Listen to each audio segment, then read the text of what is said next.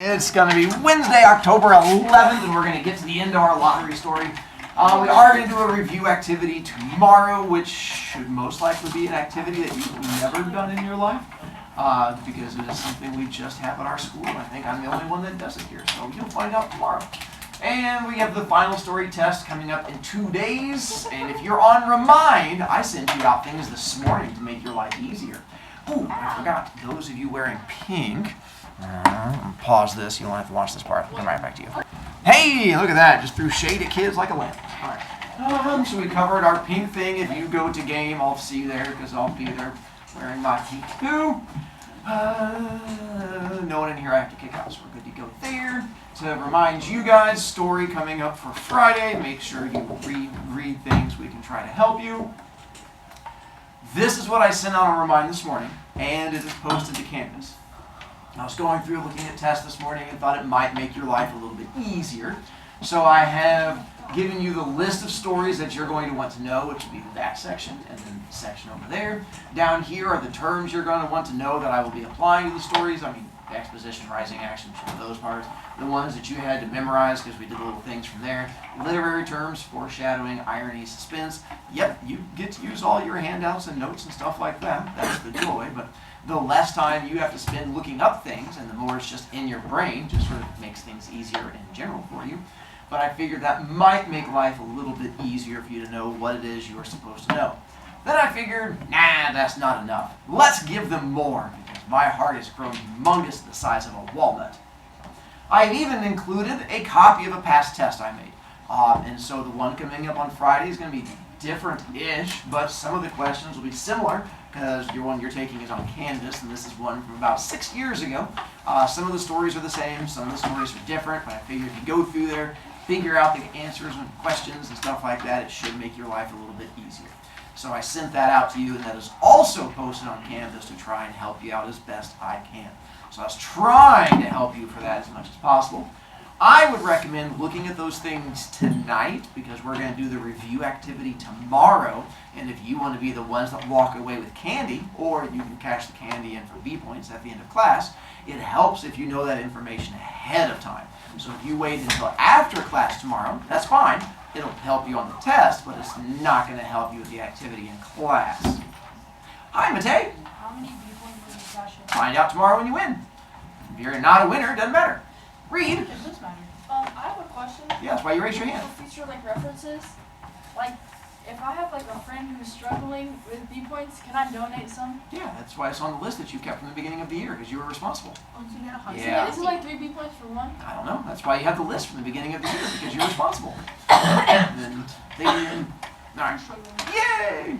Then to remind you, see, we're going to finish out stories. We're going to get into that here in a moment to help you guys out. We talked about traditions connected to birthdays and all the different holidays that happen there. From here, I think we just finished exposition with you guys and then had to stop, so I think we had just rising action today. Yeah. We will definitely be getting into the foreshadowing today, because you guys are going to start picking up things and we'll have conversations from there. Definitely going to get into suspense, because that's all of what today is going to be, suspense as we get into it. Hi, Matei again. Are we gonna finish the book today? Like the story? Yeah, that's what we're doing today. And then to remind you again, lottery, are you guaranteed to win? No. What do you normally win? Money. 25 cents. Is it always going to be 25 cents? No, you'd be dead. And again, that's why I showed you guys the example from there. I think, oh, nice whistling. Let's see, we got to there. Let's jump to, I think, what do we use for the lottery? The box. The black box. And what's inside the black box? It used to be chips and now it's paper. There you go. Sweet chunky chunks. But we don't know what is inside the paper. Correct. I mean, on the paper. We find out today. I actually have it right here in my pocket as my demonstration thing, so you're going to find out when we get to it here in a minute. Read. Are we going to finish the book today? An exposition check. Let's go through and help you out. Yes. When is our story taking place? Long time ago. June 27th morning. morning of June 27th. And let's see, where is it taking place? In a town with 300 people. 300 people in one town. That's It's crazy. insane. And then we have that, and then let's see. Oh, never mind, you guys already 300. got excited about that one apparently. 300 people. You guys 300. thinking about throwing down your lunch versus that whole town? You're not him. How long has the lottery existed? As long as the town existed. There you go. Even longer than Old Man Warner. It says 77 years. So that's how old he is. And how has it changed over the years? They take all the wood chips, but now they use paper. Ooh, do you remember anything else aside from the wood chips? They used to do a little chant. They used to do a little chant, like a little dancing thing that went along Yeah, with they used to do like speechy speech. That's They used to officially, gather. no, it's boring stuff. They used to gather in like the town square, and like they get the bullets. Like now they just go to like the gas station and like they buy a card, and like they use a coin. Callie, The box is also very rusted and old now. it has fallen apart, but we don't care because we care, but they don't care because as long as they still get to do it. It's tradition. Ramos? I was just picking it.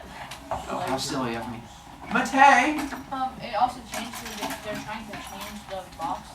I have attempted to change the box, but no one seems to want to do it.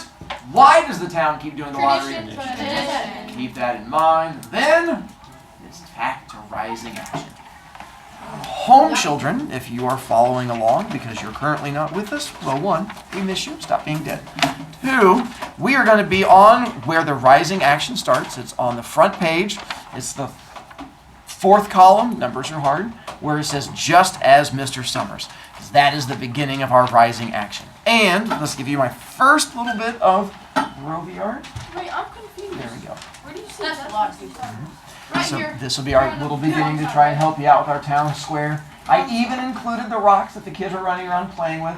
I tried to find pictures of little kids rolling in the dirt, but that was harder to find than you might think.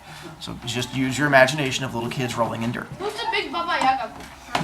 You're going to find out in a moment. Baba Yaga. That's how rising action works. Just as Mr. Summers finally left off talking and turned to the assembled villagers, Mrs. Hutchinson, that's Baba Yaga that you see there, came hurriedly along the path to the square, her sweater thrown over her shoulders and slid into place in the back of the crowd. I clean forgot what day it was, she said to Mrs. Delacroix, who stood next to her. They both laughed softly. I thought my old man was out back stacking wood, Mrs. Hutchinson went on. And then I looked out the window, and the kids was gone. And then I remembered, it's the 27th, and I came a-running. She dried her hands on her apron, and Mrs. Delacroix said, you're in line, though. They're still talking away up there. The phrase, my old man, I'm assuming you guys know who she's referring to? Would be My husband. her husband, not her dad. Her husband, because she's a married woman. Oh, and if he said, my old lady, My wife. there you go. Mrs. Hutchinson craned her neck to see through the crowd and found her husband and children standing near the front. She tapped Mrs. Delacroix on the arm as a farewell and began to make her way to the crowd. The people separated good-humoredly to let her through. 2 or 3 people said in voices just loud enough to be heard across the crowd, here comes your Mrs. Hutchinson, and Bill! She made it after all. Mrs. Hutchinson reached her husband. Mr. Summers, who'd been waiting, said cheerfully, thought we were going to have to get on without you, Tess. And Mrs. Hutchinson said, grinning, you wouldn't have me leave my dishes in the sink now, would you, Joe? And soft laughter ran through the crowd as the people stirred back into position after Mrs. Hutchinson's arrival. 2 things.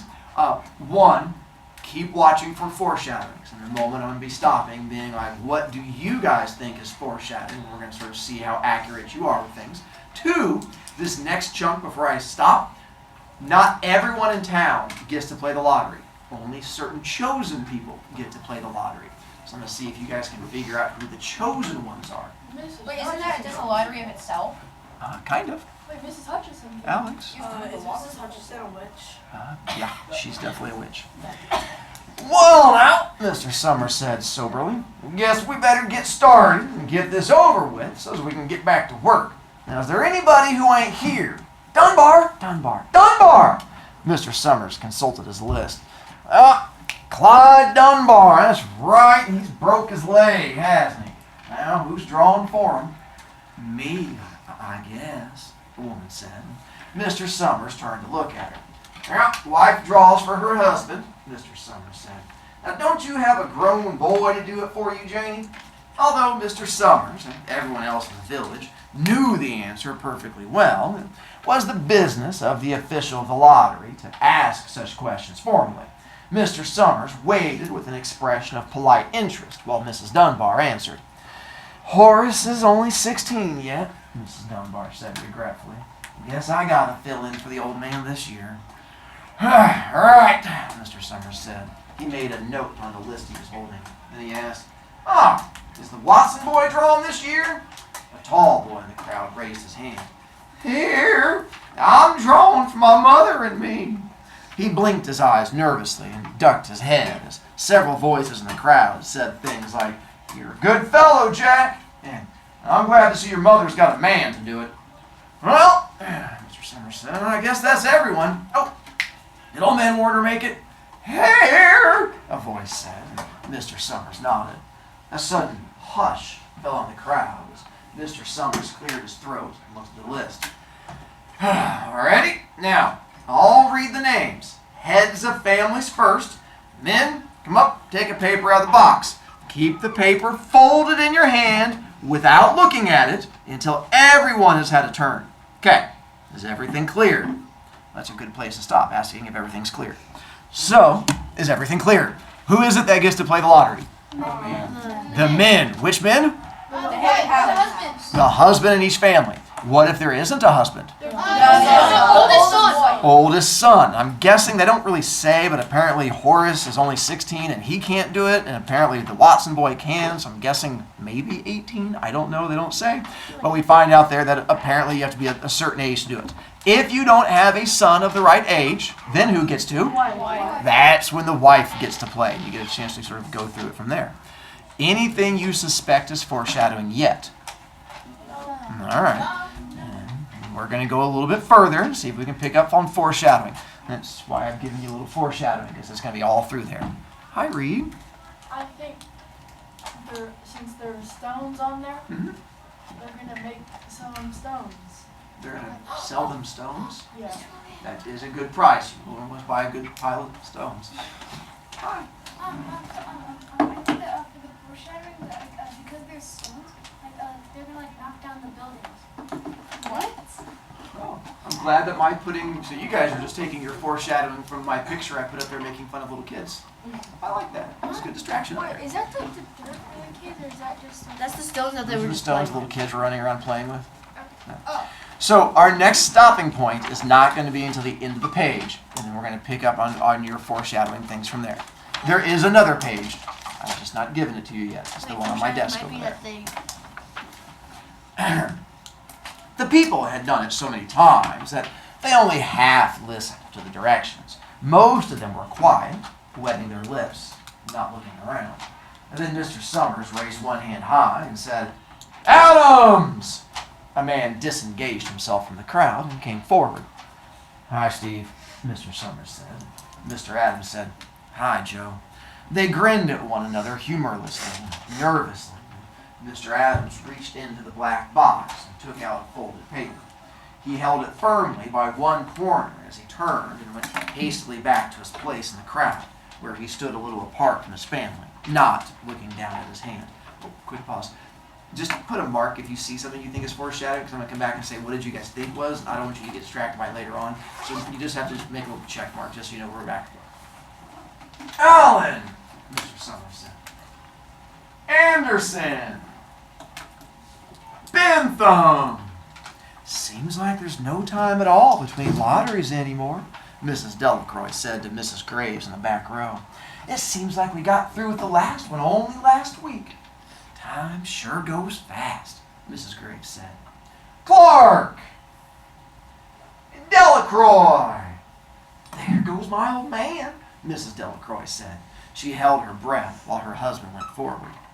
Dunbar!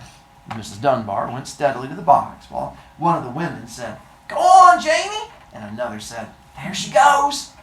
Where next? Mrs. Graves said. She watched while Mr. Graves came around from the side of the box, greeted Mr. Summers gravely, and selected a slip of paper from the box. By now, all through the crowd, there were men holding the small folded papers in their large hands, turning them over and over nervously. Mrs. Dunbar and her two sons stood together, Mrs. Dunbar holding the slip of paper. Harbert. Hutchinson. Get up there, Bill, Mrs. Hutchinson said. The people near her laughed. Jones. They do say, Mr. Adams said to Old Man Warner, who stood next to him, that over in the North Village, they're talking of giving up the lottery. Old Man Warner snorted. Pack of crazy fools, listening to the young folks. Nothing's good enough for them. Next thing you know, they'll be wanting to go back to living in caves. Nobody work anymore. Lived that way for a while. There used to be a saying about lottery in June, corn be heavy soon. Well, first thing you know, we'd all be eating stewed chickweed and acorns. There's always been a lottery, he added petulantly. It's bad enough to see young Joe Summers up there joking with everybody. Some places have already quit lotteries, Mrs. Adams said. Well, nothing but trouble in that, Old Man Warner said stoutly. Just a pack of young fools. Martin! And Bobby Martin watched his father go forward. Overdyke! Percy! Oh, I wish they'd hurry, Mrs. Dunbar said to her older son. I wish they'd hurry. They're almost through, her son said. Well, you get ready to run till then, Mrs. Dunbar said. Mr. Summers called his own name and stepped forward precisely and selected a slip from the box. Then he called, Warner! 77th year I've been in the lottery, Old Man Warner said as he went through the crowd. 77th time. Watson! And the tall boy came awkwardly through the crowd. Someone said, Don't be nervous, Jack. And Mr. Summers said, Take your time, son. Zanini! After that, there was a long pause, a breathless pause, until Mr. Summers, holding his slip of paper in the air, said, All right, fellas. For a minute, no one moved. Then all the slips of paper were opened. Suddenly all the women began to speak at once, saying, Who is it? Who's got it? Is it the Dunbars? Is it the Watsons? Then the voices began to say, It's Hutchinson. It's Bill. Bill Hutchinson's got it. Go tell your father, Mrs. Dunbar said to her older son. People began to look around to see the Hutchinsons. Bill Hutchinson was standing quietly, staring down at the paper in his hand.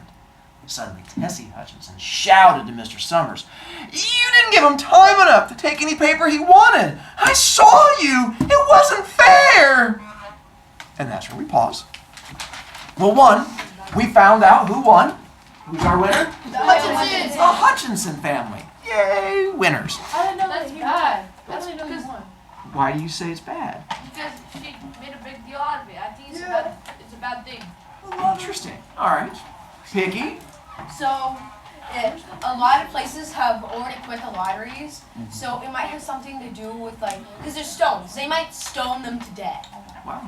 Just really focusing on the stones, aren't we? All right. Yeah. Well, I like to say that like a lot of people are stressed about it since everyone is doing it nervously or like holding their breaths, waiting anxiously. And so it seems as if this is like a huge, big deal, but it doesn't seem like something positive.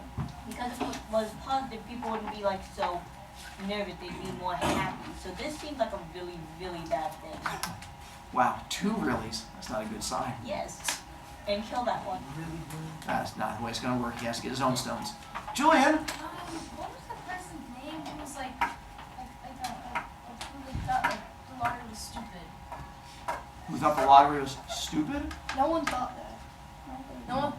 I mean, they talk about someone, the other town giving up the lottery, and Old Man Warner said stopping the lottery was Yes, stupid. yes. That was Old Man Warner. I think that he's gonna like he's gonna do something to like wreck the lottery. No. He But said he wants the lottery to happen. he He says stop. not having the lottery is But dumb. He thinks that Giving it up is bad. he thinks it's deciding. So it's either bad. Is it either very very bad or it's very very good? Because he wants it to keep going. He so does. He wants to have a chance, and he's happy when it's the 77th time. Let's go. He did brag about that. Miriam? Yeah, I don't think it's a very good thing because, like Grandma said, there's like people are really, really nervous, and also, Mrs. Hutchinson said you didn't give him enough time to get the paper that he wanted. Maybe So she's... that would be bad if they got the good paper. Like, Her heart is big and she wants to share, and she feels it's wrong that their family just won. Maybe she's trying to be nice. Crawford? I feel like, yeah, when he was bragging about her, it's probably a bad thing because, Wait, when Old Man Warner was bragging? yeah, when he was bragging about survived being 70s. Because that means he survived it 77 times. Oh, yeah, Like, Oh, now you're using the word survived? Yeah. So we're going with really It's bad. like a lottery to like go to the Alright. We should go back. We know you're bad. You're bad. It's like an arena Hallie? thing, isn't it? Black cat. Then aside from picky, do you guys have thoughts on what the lottery is going to be? Because I've heard pickies, you've already told me pumpkin. Look, no, so I have something else to say. Oh. Is it alphabetical order? Yes, Evie? I think they might do that. Whoever Yes, it wins is. the lottery might get sacrificed. Oh, so we're going to go full on sacrifice. Whoever gets good corn, so they get sacrificed to get this one. Alright, sure. Sounds like fun. Felipe? So I think the family that gets picked, they have to die because they're saying that 300 people is a lot of people. Mm-hmm. So maybe they don't want it that much people, so they want to. Is this the only town that does it? Huh? Because at the very beginning they mentioned that some towns are so big it takes 2 days to do it. So that's more people. True. They pick more people. Miriam? Kid. So one, you do realize how big you're smiling while you're talking about the execution. Just making sure we're on the same page for that. We're like, oh, they're all gonna die! And so, all right. So, any particular reason besides the fact it brings you happiness? Okay, you just keep on giggling. I'd hate to take that away from you. Hi, Julian. That's a good point. Picky? So it says that it seems like there's no time between lotteries. Time sure goes fast. What if time keeps speeding up? Like a little science fiction? All right. Matei? So it's used alphabetical order. So actually, the Zanini, they would have less luck. They will have less options. Well, it depends. True. I mean, well, we're going to find out this next part that it turns out that was only part 1 of the lottery. They're getting ready to run part 2 of the lottery. Finding out which family won was only the first half. They are now going to do another half of the lottery to figure out another part. They're gonna do the kids. We're going to find out. That's where reading comes in. And those of you who like to read with your eyeballs, I'll put it up here for you to see it also. It just means you won't have the little pictures. You're going to have to use your imagination. So I will continue to read, and we're going to see if you can figure out what the second round of the lottery is. No, hang on. I have to mark down where I stopped so I don't forget. Everybody saw that. There we go. Let me back up to that last paragraph again real quick. Suddenly, Tessie Hutchinson shouted to Mr. Summers, "You didn't give him time enough to take any paper he wanted. I saw you. It wasn't fair." "Be a good sport, Tessie," Mrs. Delacroix called. Mrs. Graves said, "All of us took the same chance." "Shut up, Tessie," Bill Hutchinson said. Who's Bill Hutchinson? His wife. Husband. His wife. Yes, his wife. "Well, everyone," Mr. Summers said, "that was done pretty fast. Now we've got to be hurrying a little more to get done in time." He consulted his next list. "Bill, you drew for the Hutchinson family. You got any other households in the Hutchinsons?" "There's Dawn and Eva," Mrs. Hutchinson yelled. "Make them take their chance." "Daughters draw with their husbands' families, Tessie," Mr. Summers said gently. "You know that as well as anyone else." "It wasn't fair." "Yeah, I guess not, Joe," Bill Hutchinson said regretfully. "My daughter draws with her husband's family. That's only fair. And I've got no other family except the kids. Then, as far as drawing for families is concerned, it's you," Mr. Summers said, explanation. "And as far as drawing for households is concerned, that's you too, right?" "Right," Bill Hutchinson said. "How many kids, Bill?" Mr. Summers asked formally. "3. Bill Jr., Nancy, little Dave, and then Tessie and me." "All right, then. Harry, you got their tickets back?" Mr. Graves nodded, held up the slips of paper. "Put them in the box, then," Mr. Summers directed. "Take Bill's, put it in. I think we ought to start over, Mrs. Hutchinson said as quietly as she could. I'm telling you, it wasn't fair. You didn't give them time enough to choose. Everybody saw that. So, what is the next drawing to figure out? Who died? Which one of them? Which? Which family member? Correct. So, and how many family members are there? 5. So here's now where we have the next drawing of it, where they put the winning piece of paper back into the box, and then you have Bill, and then you have Tessie, and then Nancy, Bill Jr. Bill Jr., and Dave. and Little Dave. Dave. And so now we're going to figure out which member of the family is going to win. Does this change your predictions? No. The kids are gonna die then. Wow, that's One interesting. of them is gonna Reed? Wait, are people really dying if they get? We don't know. They haven't told us yet. According to the kids in class and the kids who keep smiling, yes. Can you tell But- Alex to stop calling little woman witches because Slips of paper witches above it. have 9 lives. Yeah. No, Yeah, it's Nice. like that. Yeah, we just get turned into cats. So, we're going to go a bit further and find out which member of the family is going to win. So again, I'll make this disappear. We'll figure out which member of the family wins. It's gonna be And tested. we'll figure out what the winning is. I think it's something bad because wait, we go back so I can see the thing real quick. It says I think we should start over because he said that he doesn't have a lot of family members, which means that there's more of a chance that like he's gonna get chosen again, and it could be something bad. Let's find out. Is there not another Troy Bolton? Or whatever his name is pictured. Thanks. And there we go. Mr. Graves had selected the 5 slips and put them in the box. He dropped all the papers but those onto the ground where the breeze caught them and lifted them off. Listen, everybody, Mrs. Hutchinson was saying to the people around her. You ready, Bill? Mr. Summers asked. And Bill Hutchinson, with one quick glance around at his wife and children, nodded. Remember, take the slips, keep them folded until each person has taken one. Harry, you help little Davy. Mr. Graves took the hand of the little boy who came willingly with him up to the box. Take the paper out of the box, Davy, Mr. Summers said. Davy put his hand into the box and laughed. No, take just one paper. Harry, you better hold it for him. Mr. Graves took the child's hand and removed the folded paper from the tight fist and held it while little Dave stood next to him and looked up at him wonderingly. Nancy next, Mr. Summers said. Nancy was 12, and her school friends breathed heavily as she went forward, switching her skirt, took a slip daintily from the box. Bill Jr., Mr. Summers said. Billy, his face red and his feet overlarge, nearly knocked the box over as he got a paper out. Tessie, Mr. Summers said. She hesitated for a minute, looking around defiantly, and then set her lips and went up to the box. She snatched the paper out and held it behind her. Bill, Mr. Summers said. Bill Hutchinson reached into the box and felt around, bringing his hand out at last with a slip of paper in it. The crowd was quiet. A girl whispered, "Oh, I hope it's not Nancy." And then the sound of the whisper reached the edges of the crowd.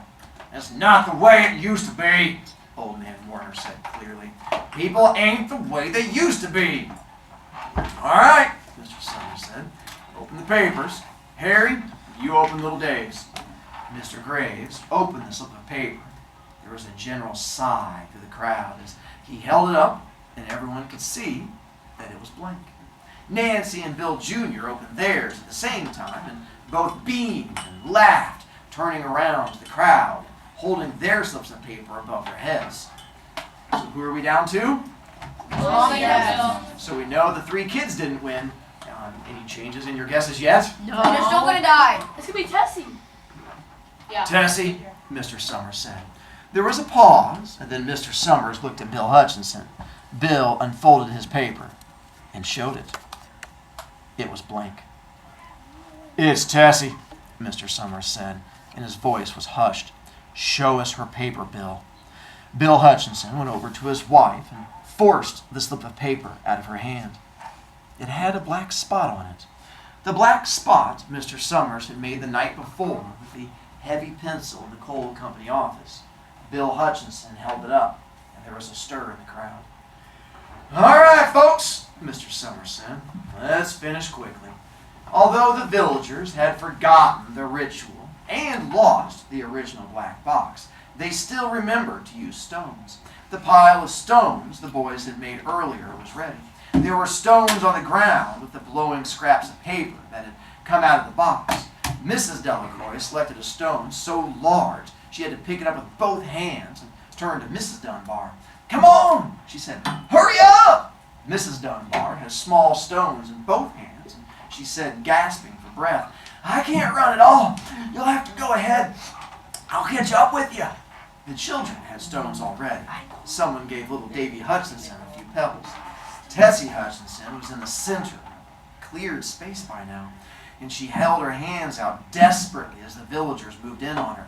"It isn't fair," she said. A stone hit her on the side of the head.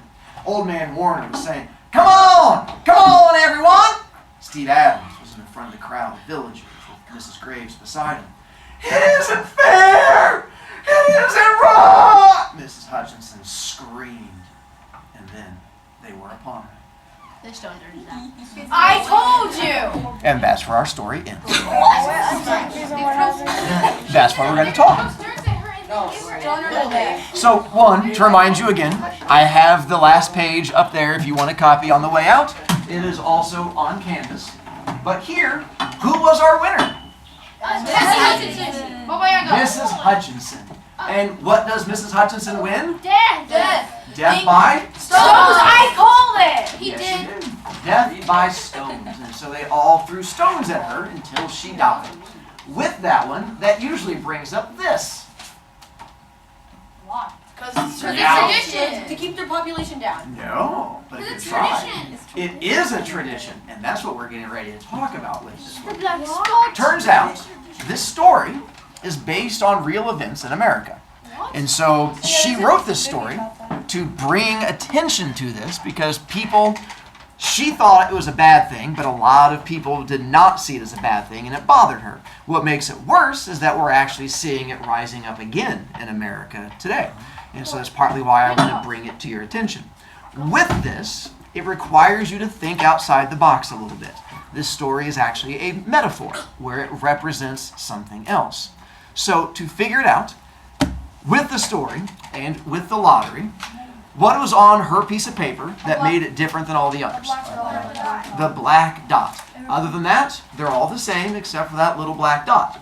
Was she against the lottery? Yes. From the beginning? No. No. When does she turn against it? When she's the one that got picked. Was anything different about her than everyone else in the town? No. Pretty much the exact same except for black dot. And then everyone turns against her. Does anyone see anything wrong with turning against her? No. Nope. Does every town still do the lottery? No. Keep that in mind too. Now to understand, take that black dot and expand it so it covers the entire piece of paper. Then continue expanding it so it goes from paper onto hand, from hand onto arm, from arm onto body. Now, what makes her different from everybody else? She's black. So what is this story representing? Racism. Racism. Because kids aren't born racist. Where does racism come from? Parents. Parents. Where do their parents get it from? Their parents. So what is racism a form of? Tradition. Tradition.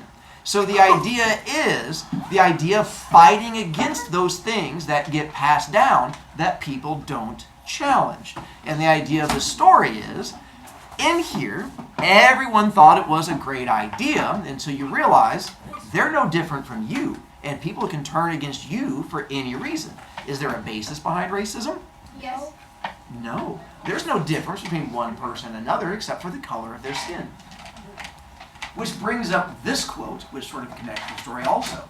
Because was this the only town doing it? No. Does every town do it? No. No. Do people fight against the idea of no longer doing it? Yes. Do we still see that today? Yes. Uh-huh. The idea that things that are popular are not always right, and things that are right are not always popular. And the idea that in the story, you have the old man who says, you can't give up this tradition. Sorry, did I steal it from you, Crawford? Yeah, I mean, like, that's where it comes from. Okay, yeah, that makes sense. then that's where you have the old guy who's like, nah, you can't stop doing this. Bunch of whippersnappers trying to change the world. We got to keep going the way it's always been. But sometimes you have to fight against the way things have always been. Picky. Wait, what if Alex right? What if she was a witch and they had to kill the witch? Because of the stoning. What if there was a black person in the village? Could be. In this case, it would not have mattered. Because in here, it was just the idea of it being randomly selected. Just like the idea of hatred was just randomly selected. So I know this show that my stepdad was watching. I don't know what it was, but it was like this guy. I forget what he did. He did like something that he had to get parties for. So all these people who were against, or I think he was like a Christian, and then these other people didn't like that, so they decided to punish him, and he had to sit in front of the entire village, and like all the people who were against it had to throw rocks at him, and then once he was like just about dead, he had to get a big rock and like hit it on his head, so then he was completely And dead. you will see variations of this popping up throughout all types of different stories and mediums and stuff like But that. like they tortured his family by making them like forcing them to Watch it. Oh, So, the foreshadowing, Old Man Warner brags about surviving 77 lotteries. Why is that foreshadowing? Because the person that gets it dies. Correct. The idea of not just that he was in, but the fact that he survived 77 makes it a slightly bigger deal. And let's see, the North Village giving up lotteries. The north double. Yeah, because the north is where Philadelphia Weird, is. huh? No, Isn't they that give where up slavery? slavery. That's where slavery. That's is the going slaughter to be tree. free. I underlined that. Philadelphia. It was also Indiana. I know. The fact that nobody looks at their lottery ticket while they were waiting, because they don't want to see it. they don't want to know ahead of time if everybody is going to turn against them. Oh, if little Davy had pulled a little ticket, would they have turned against him? Absolutely they would have. Because do little kids get to avoid racism? No. And so the idea is it did not matter who it was that would be turned against on that one. Ooh, the town only having 300 people. Does that connect? Yeah. They killed it. That's It does the not. reason it wasn't Because big. is racism only found in small towns? No. Can it be found anywhere? Even Yes. big towns? Yes. Yeah. So that was just something to sort of throw you off. That was not foreshadowing. That was just the fact that oftentimes racism may be found in small towns, but that's not the only place where it's found. Because you saw the fact that they were all embracing it there. And then him mocking towns that sort of quit the whole thing. That was the idea that some people feel that way today. And you find the people who fly certain flags from certain parts of the country that may still support such things. Actually, when I was in Fort Wayne, during summer break, I actually saw a lot of them. Yeah, it's scary. What? My request to you, do not tell my other classes what happens in the story. Please allow them to experience it as you guys did, of not knowing what is going to happen as the story goes through. I like kids getting a chance to have that shock, and I think it has a better learning weight to it. This is why I saved this story for the end. As you have now seen, we had to get through all of that long exposition-y stuff to get to the end, but I kind of like what the story is trying to get across. Try to find your happy place and enjoy the rest of the day.